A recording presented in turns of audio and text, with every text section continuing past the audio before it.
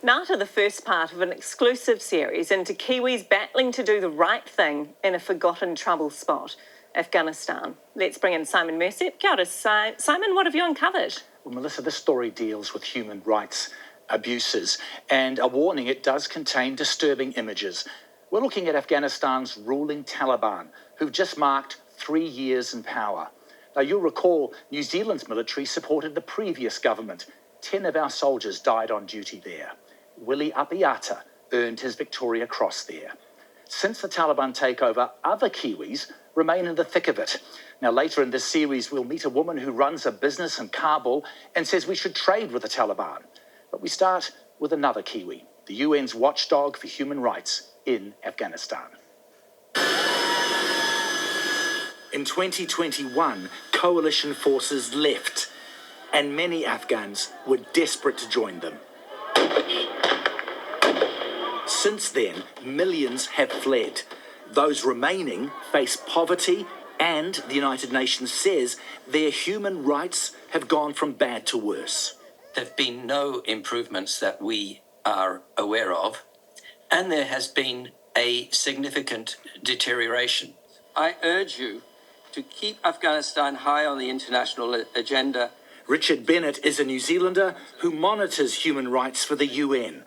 He says the Taliban has gone after people linked to the former government.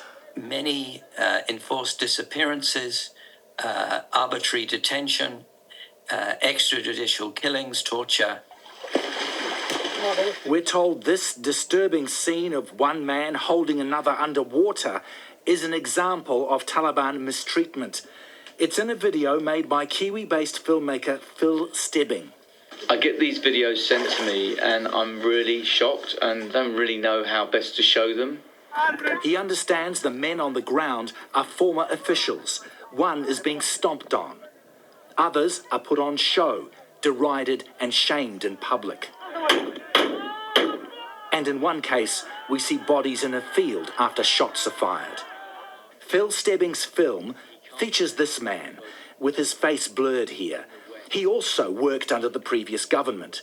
We spoke to him and also protected his identity.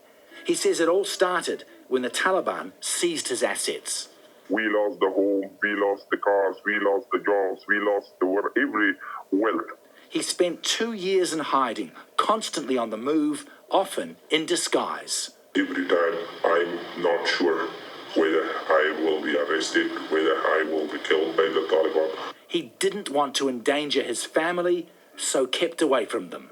I was not able to see my wife, my children for more than 2 years. He had supporters who helped hide him, sometimes inside, sometimes outside. There is no facility like electricity in others. Eventually, he escaped. False passports were having to be made.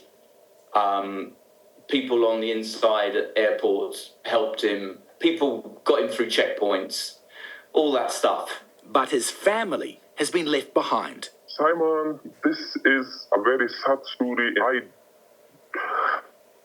don't have a word to explain that situation for you. That leave the children in Afghanistan and go. But this was the long option for me. Richard Bennett says we seem to have forgotten Afghanistan. I think Afghans feel abandoned. Sometimes they use a stronger word than abandoned. They say betrayed. And he's worried those hurting the most are Afghanistan's women. Simon's here with us for more. And Simon, tomorrow you are going to be looking at that question of women's rights. Indeed, the UN says discrimination against women is now so bad. They call it gender persecution.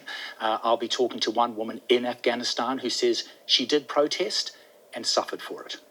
Okay, and the man you featured in your story tonight who escaped, can you let us know the latest with him? Spoke to him today. He is in Oman, trying to get a visa to Canada, hoping he can then bring his family across.